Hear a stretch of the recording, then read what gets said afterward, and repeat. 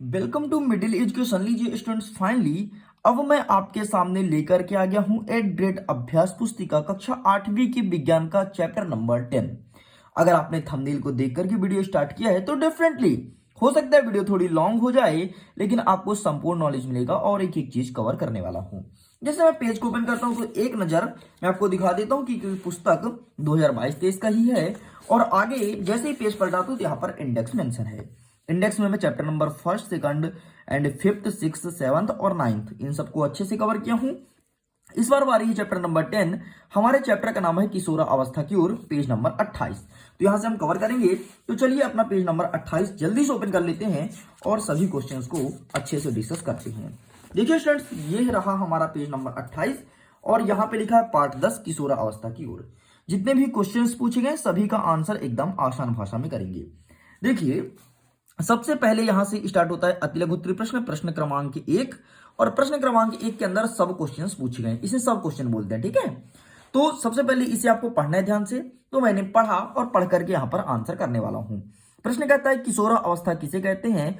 तो जीवन काल की अवधि जब शरीर में परिवर्तन होने लगता है तो उसे किशोर अवस्था कहा जाता है। ठीक है, फिर यहीं पर पूछ लिया कि उसकी आयु कितनी होती है। तो 11 से लेकर के 18 वर्ष तक या फिर 19 वर्ष तक किशोर अवस्था की आयु होती है।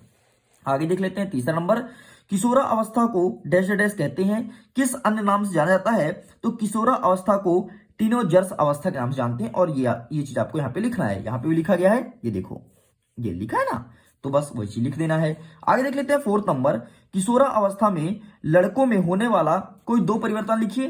तो पहला नंबर क्या होता है कि उनकी अचानक लंबाई बढ़ जाती है और आवाज भारी हो जाती है। देखते होगे, जैसे आप ही कक्षा 8वीं में पहुंच गए हो तो आप अपने कक्षा के बच्चों को देख रहे हो कि किसी किसी की लंबाई अचानक बढ़ गई और किसी किसी का आवाज भी थोड़ी थोड़ी मोटा होने लगता है। तो ये किशोर अवस्था का एक अच्छा एग्जाम्पल है। वैसे ज्यादातर कक्षा 8वीं में ही होता है। जब बच्चा कक्षा 10वीं में जाता है तो उसकी लंबाई अचानक खिंचती है और आवाज में भी परिवर्तन होता है। ठीक है, तो किसी किसी का 8वीं में हो जाता है, किसी किसी का कक्षा 10वीं में होता है। आगे देख लेते हैं प्रश्न नंबर 2। दूसरा नंबर कहता है शरीर में होने वाले परिवर्तनों के लिए उत्तरदायी अंतः स्त्रावित ग्रंथि द्वारा स्त्रावित पदार्थ का क्या नाम है?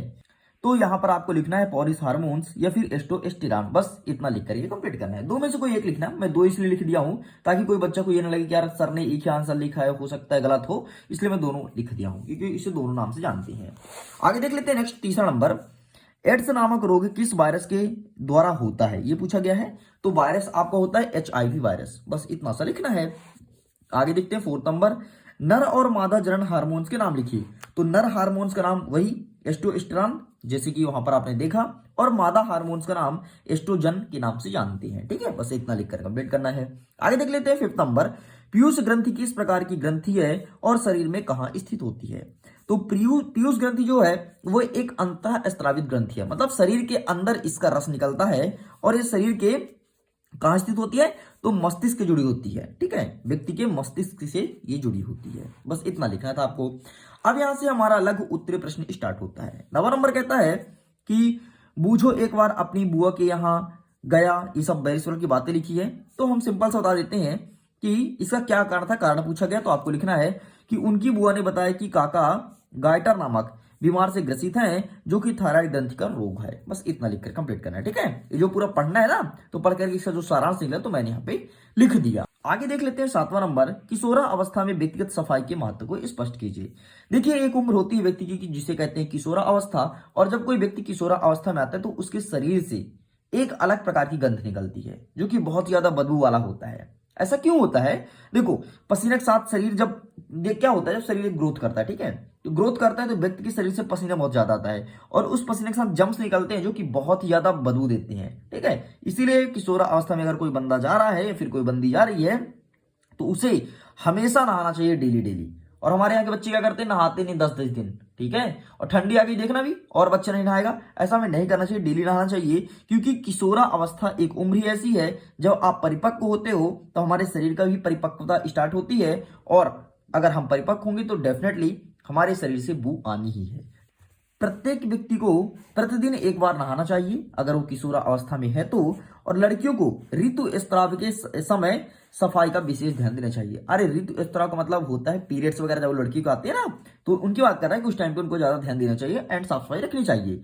आगे लिखना है कि हमेशा घर पर तैयार किया गया कपड़े के पैड आदि का उपयोग करना चाहिए। ठीक है, तो अच्छे कपड़े का यूज करना चाहिए, कहने का मतलब ये है हमें गंदे कपड़े का यूज नहीं करना चाहिए। और ज्यादातर जो हमारे गांव की औरतें होती हैं, लेडीज होती हैं, वो आज भी अशिक्षित हैं और वो गंदे कपड़े का यूज करती हैं, जबकि अगर आप पढ़े लिखे हो तो आपको शर्माने वाली बात कोई नहीं है, यहाँ पर कोई हंसी वाली बात नहीं है। देखो साइंस यार सबके साथ होता है, ठीक है, सभी लड़कियों के साथ पीरियड्स होते हैं और हम सभी को पता भी है, तो उनका ख्याल रखना चाहिए। ऐसा नहीं कि छी छी छी इसे पेरेंट्स हो गया तो इससे अपन दूर भागें, ऐसा बिल्कुल भी नहीं। ठीक है, उसका ख्याल रखना चाहिए क्योंकि हम सभी के घर में माताएं हैं, बहनें हैं, दीदी हैं, ठीक है, और सभी का ख्याल रखना चाहिए। ओके, तो इसके बारे में बस मैं इतना ही बोलना चाहता था। चलिए आगे देख लेते हैं नेक्स्ट क्वेश्चन, 8वां नंबर।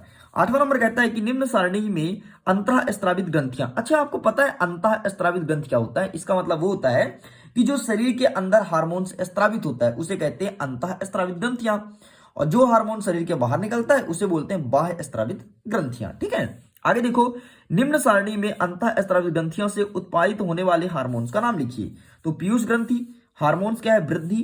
ठीक है, अग्नाशय ग्रंथि का यहाँ पर सही आंसर नहीं मिला इसलिए मैं छोड़ दिया हूं। एड्रिनल ग्रंथि का एड्रिनेलिन हो जाएगा, थायराइड ग्रंथि का थायरॉक्सिन्स हो जाएगा, बस इतना लिखना था। आगे देख लेते हैं 9वां नंबर, किशोरावस्था में होने वाले शारीरिक परिवर्तन की सूची लाइए, मतलब शरीर में किस प्रकार से परिवर्तन होता है। तो सबसे पहले लंबाई में अचानक वृद्धि होती है। ठीक है, दूसरा बात क्या होता है कि यदि लड़का है या फिर लड़की है तो इनका आवाज हल्का मोटा होने लगता है, वैसे लड़का का मोटा होता है और लड़की की और सुरीली होती जाती है। ठीक, इसलिए लड़कियों का आवाज बहुत प्यारा लगता है। फिर बोले अरे बाप रे कितना क्यूट सा बोल रही यार, है ना, काश से मेरी समझ गए होंगे। ठीक है, तो ये होता है। चलिए, तो इस प्रकार से आपको आंसर लिखना है, पूरा आंसर ये यहाँ पे लिखा गया है, इतना आंसर लिख देना। ठीक है, तो प्लीज टेक अ स्क्रीनशॉट। चलिए आगे देख लेते हैं। सेकंड, एक ग्राफ दिया गया है एंड ग्राफ को कहता है कि इसे अगेन बनाना है, तो मैंने ग्राफ बनाया है। ठीक, आप देख लो, यहाँ पर आयु वर्ष का है, यहाँ पर लड़का लड़की दी है। ठीक है, तो आइए ग्राफ कैसे बनेगा, कुछ इस प्रकार से आपको ग्राफ डिजाइन करना है। देख लो भाई, एक साइड आयु है, एक साइड लंबाई है। ठीक है, लंबाई बढ़ गई 50, 100, 150, 200, 250। ठीक, इधर 0, 4, 8 जो भी ये लिखा है यहाँ पर वो मैंने यहाँ पे लिख दिया। तो यहाँ पर देखो जो कटा कटा है ना वो लड़का है और जो ब्लैंक एकदम वो लड़की है। तो इस प्रकार से आपको बनाना है। आगे देख लीजिए, कुछ क्वेश्चंस पूछे ग्राफ से रिलेटेड। इस ग्राफ से आप क्या निष्कर्ष निकाल सकते हैं?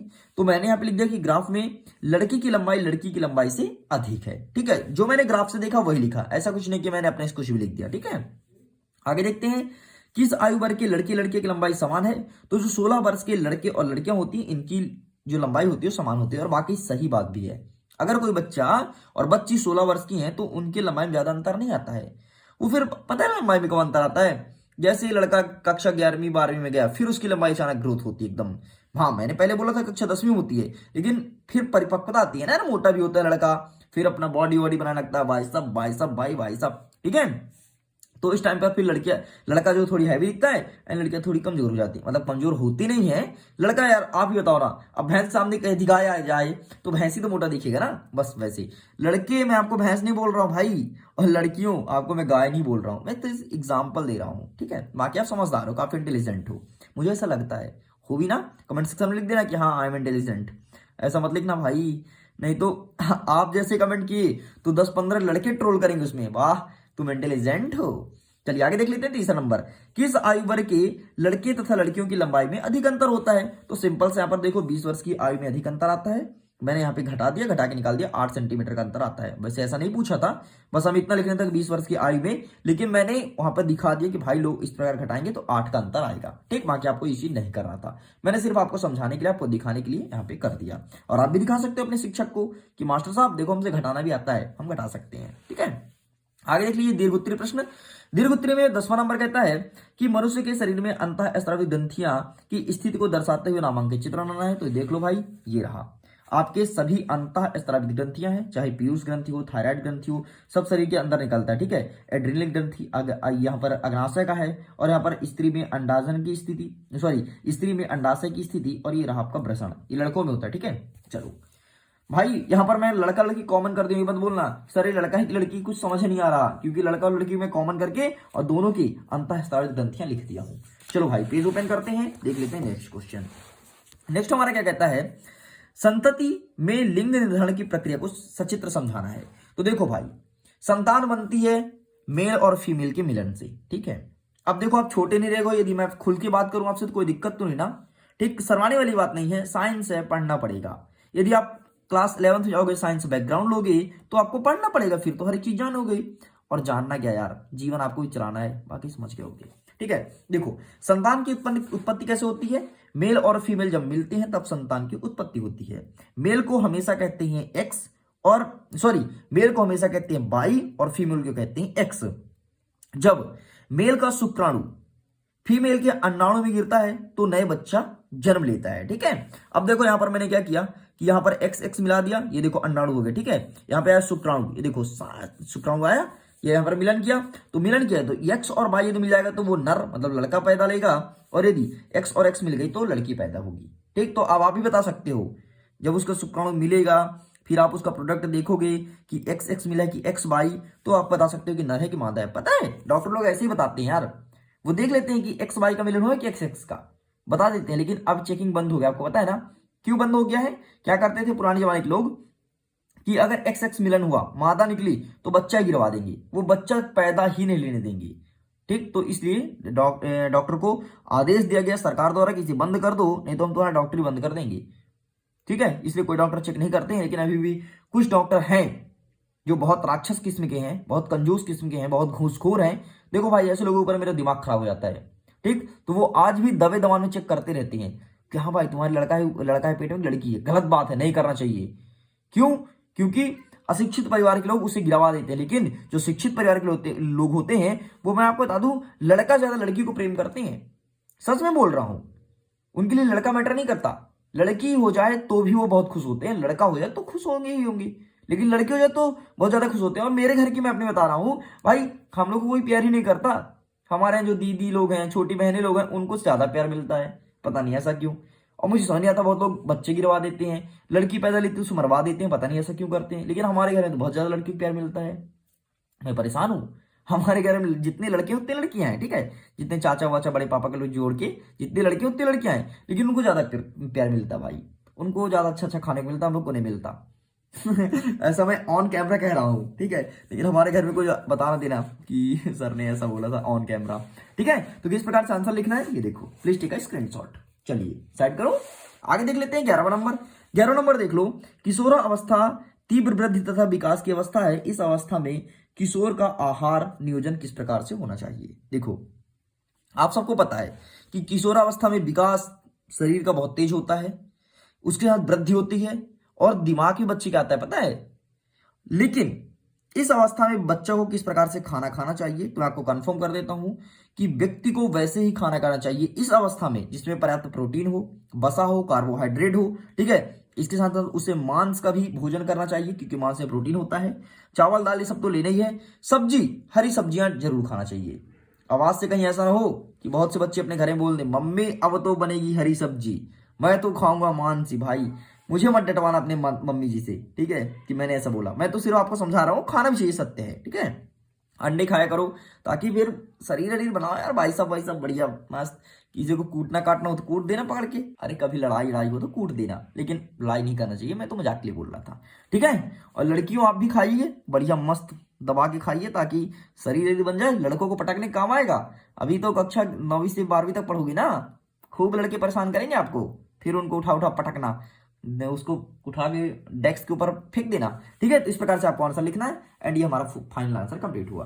तो मुझे उम्मीद है स्टूडेंट्स आपको चैप्टर नंबर 10 अच्छे समझ में आया होगा। जल्दी ही मिलेंगे एक नेक्स्ट वीडियो में जिसमें कवर करेंगे चैप्टर नंबर 11, ठीक है। ये भी रेडी है, इसका आंसर मैं रेडी कर लिया, बस वीडियो रिकॉर्ड करके अपलोड करना बाकी है। तो जल्दी मिलते हैं चैप्टर नंबर 11 के साथ। सभी के लिए बाय बाय एंड आपके एग्जाम के लिए ऑल द बेस्ट। लेकिन हाँ, बहुत से स्टूडेंट्स को पीडीएफ डाउनलोड करना है तो वीडियो के डिस्क्रिप्शन बॉक्स में टेलीग्राम में मैं पीडीएफ शेयर कर दूंगा, वहां से डाउनलोड कर सकती हैं। Okay, bye bye.